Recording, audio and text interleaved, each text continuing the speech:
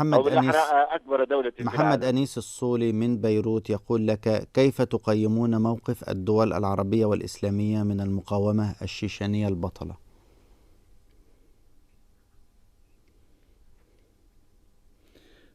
Если общее взять позицию исламского мира по отношению к чеченскому событиям, чеченскому джихаду, я расцениваю как предательские.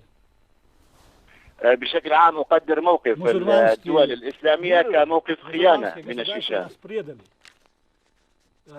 الدول الإسلامية خانتنا. Говорю с руководством организации исламской конференции с Иззеддином Ираки еще в ноябре прошлого года.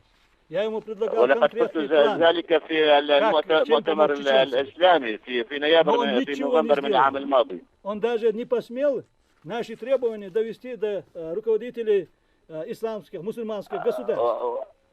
ومع ذلك لم توصل توصياتنا ومطالبنا إلى قيادة الدول الإسلامية. За исключением там والعديد منهم كان يخشى مقابلتي أو الالتقاء معي. Все дрожат, все боятся, все думают.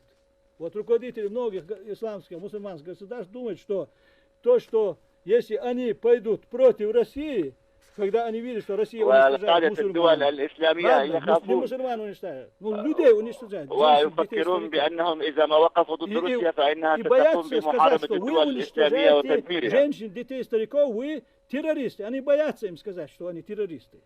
وهذا الموقف خطأ، لكن روسيا يقتلون الأطفال والعجل، ومع ذلك يخشى قادة الدول الإسلامية من أن يقولوا لهم بأن هذا خطأ وهذا حرام.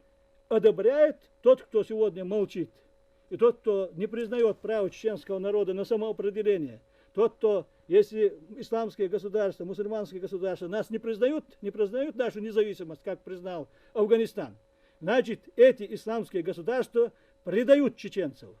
Они предают ислам. ولذلك نحن نفكر على النحو التالي: إذا كانت الدول الإسلامية الأخرى لا تريد أن تعترف بدولتنا كما اعترفت فيها دولة أفغانستان، فإنها تعتبر تتخذ موقف الخيانة منا، وبالتالي لا يبقى لنا سوى الله سبحانه وتعالى. Они должны думать прежде всего о всех мусульманах.